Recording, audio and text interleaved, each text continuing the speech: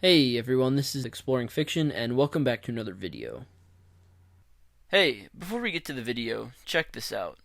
99% of my viewers are not subscribed. If you're a part of that 99%, please consider subscribing, as I would love to have you here. Anyway, let's get back to the video. So guys, this video is all about my thoughts on Thor Love and Thunder. So there will be spoilers ahead, just to let you know, so if you care about that, this is just a little warning about that. But otherwise, let's get right into it. So, my hopes coming into this movie, I knew it was going to have the usual Disney wokeisms, which of course it did. And so, I was just hoping for something I could consider a guilty pleasure movie. Something fun and funny to watch and enjoy. And like another adventure with Thor, in the same vein as Thor Ragnarok. So, did I get that? Well, let's dive into it. First, the stuff I liked about this movie: Christian Bale as Gore the God Butcher, and Gore as a character in general, were just fantastic. I mean, I love the Gore character from the comics. I've never read the specific comic run itself. I'm planning on possibly doing that on this channel, but I have read summaries and watched in-depth videos about the whole Gore the God Butcher storyline, and I just loved it. And Christian Bale's portrayal of him, well, you can say what you will about his makeup and, how he didn't look exactly comic accurate. I thought his portrayal as Gore was just fantastic and the best thing about this movie by far, though I do think he wasn't used quite enough. So I thought also the reason that Jane Foster got Mjolnir made a good amount of sense to me, whereas I see a lot of people complaining about it. It was her and Thor's bond of love was kind of imparted as a sort of prayer on the hammer, like Thor was kind of like praying about his and Jane's love, and it kind of left an imprint on Mjolnir, and that's why it kind of was connected to Jane. I didn't really mind that. I thought it was, a solid reasoning, because I feel like the whole comic run as well didn't have a great reason for Jane becoming a Thor as well. So, I mean, I thought they did well to sort of incorporate a really awkward scenario with Jane getting Mjolnir. The visuals in this film were phenomenal. I think the fight scenes looked a little, not off, but cookie cutter for Marvel, but the visuals and like the color palette was just great for this movie. And that's something that it has in common with Ragnarok that I could really enjoy. The entire sequence in the Shadow Realm being all black, for the most part black and white, really brought a fun new flavor to this movie that Ragnarok really didn't have, and that whole sequence was top notch. I really, really enjoyed that. Yeah, it's something we really haven't seen as much in Marvel, like that sort of thing, and it really felt unique, whereas all these Marvel films are kind of blending together a little bit more recently. So that was really cool, the whole Shadow Realm sequence. The opening action scene with Thor just being cool while the Guardians of the Galaxy kind of fight and look on after him. That one was fun to watch. That was a kind of kick your feet up and just shovel popcorn into your mouth action scene, so that was cool. Jane Foster, I liked how she had a lot more to do in this film than just be Thor's science lady love interest. I have more complex thoughts about Jane that we'll get to in a little bit, but she did have more to do, and so I feel like Natalie Portman as an actress was able to work better in this film, though there were some rougher points with her. The music was a great fit, I thought personally, the 80s rock, classic rock, and it made it feel like a spiritual sequel to Ragnarok as well as an actual sequel. So, yeah, that was cool to see as well. This music and color palette really made it feel like a sequel to Ragnarok, which is what I really wanted. But that about does it for the positives, because there's a lot of stuff I didn't like as well. So let's dive right into that. The pace and sequencing of events in this movie was really jarring, and things felt like they happened way too fast with too little weight or explanation, and it really made the movie feel unfinished. Like a lot of things or events or decisions that were made in this movie, they just felt like they came out of nowhere or had so little explanation you were left trying to catch up with the character's reasoning. And so that was kind of brutal to me. It didn't feel like it naturally flowed very well. The way Jane got her powers and became skilled with them had so little explanation, and she felt like a Mary Sue. Like, that term gets thrown around a lot, but, I mean, really, in her first battle, she's already looking as good as Thor with the use of Mjolnir, and there's just, like, no explanation, and there's, like, she has no training, and so, you know, like, I don't mind her getting the hammer the way she did, but there's no way she should be able to have the powers, not the powers, but the ability to use her powers in the way that she did so early. The comedy in this movie was hit or miss, and it took gravity away from a lot of emotional moments. Now, I feel like they just took the wrong things about Ragnarok in a lot of areas, one being the comedy, and just turned the dial all the way up. And I think Ragnarok had a lot of comedy that worked because they used just enough in balance with seriousness and action. And this movie just had way too much comedy, and enough of it didn't land for me. And so it just kind of leaves you feeling kind of awkward, like, okay, when are we going to get to the next serious thing? So at least the Gore the God Butcher scenes were serious and felt like a serious movie, almost in the vein of the original Thor or Thor the Dark World, believe it or not. But I mean that in the best way possible. Thor was, of course, undermined as a hero in favor of Mighty Thor and King Valkyrie. That I didn't enjoy. I mean, Thor was the expense of so many jokes. And, like, yes, some self-deprecation is good, and the hero being the expense of a joke in a comedy superhero movie, not bad.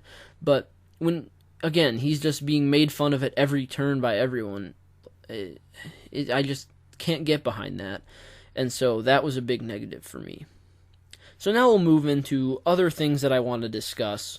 These aren't necessarily positive or negative per se, because I still have to sift through how I feel about this movie to really get a concrete opinion, because it's only been a few days as of recording this since I've seen the movie, and so there are a lot of things I have to sift through as well, which honestly doesn't bode too well, but we'll see.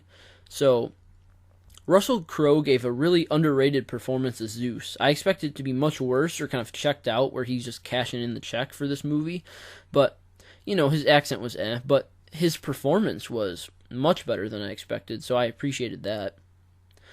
At the beginning, when Thor was narrating about how he shut himself off to feelings and consumed himself with battle, which is an idea I kind of like, you know, turns off his feelings and just goes all-out war Thor.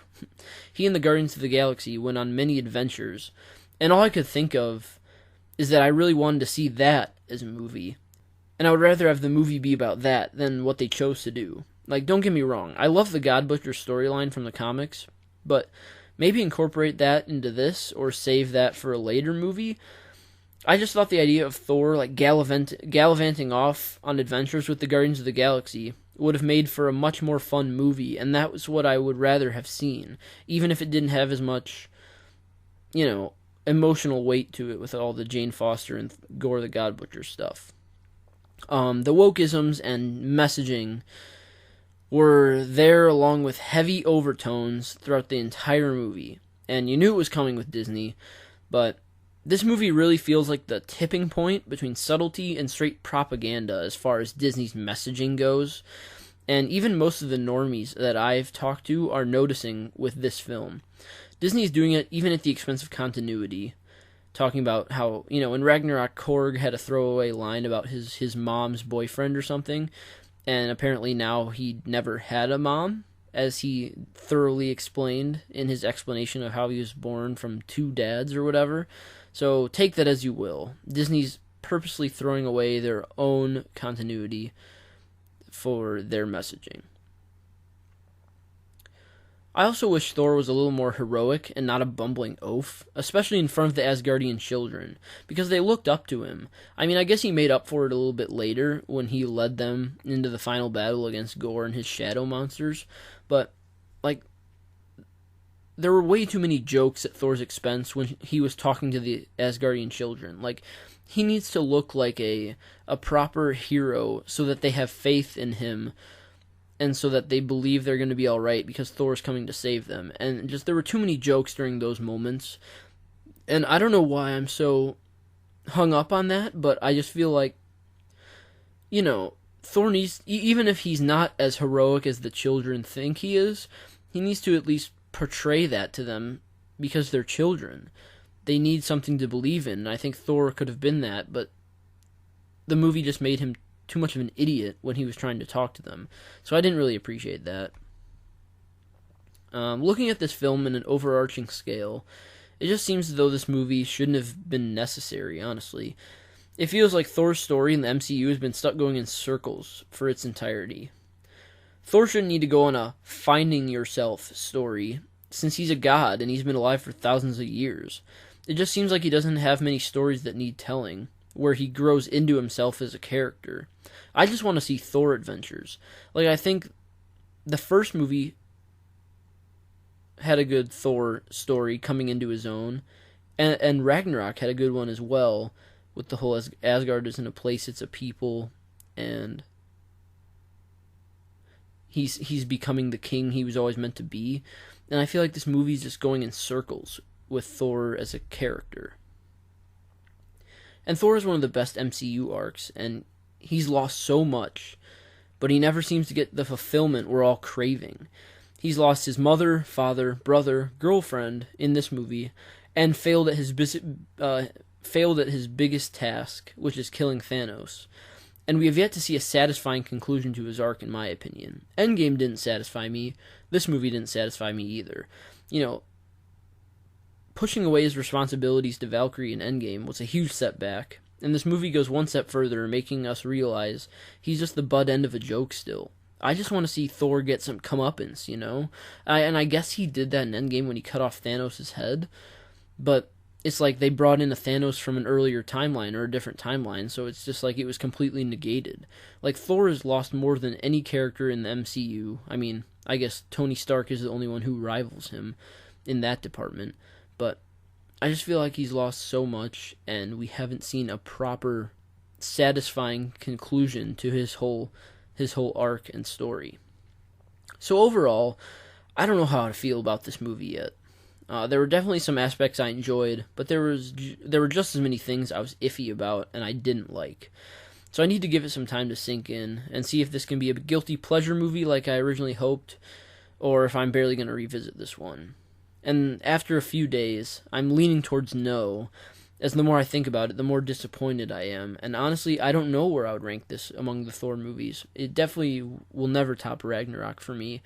You know, I was hoping for something I could just sit back and enjoy and watch as a sequel to Ragnarok that I know wouldn't be as good as Ragnarok, but this one just had so many things where it's leaving a sour taste in my mouth the more I think about it. I just don't know how much I'll be revisiting this one. And so right now, guys, I'm leaning towards not really revisiting, rewatching, or enjoying Thor: Love and Thunder again. So guys, let me know what you think below. Leave a comment if you enjoyed this video or have thoughts to share. Leave a like if you enjoyed. Subscribe if you're new here. I would love to have you. And as always, I will see you next time.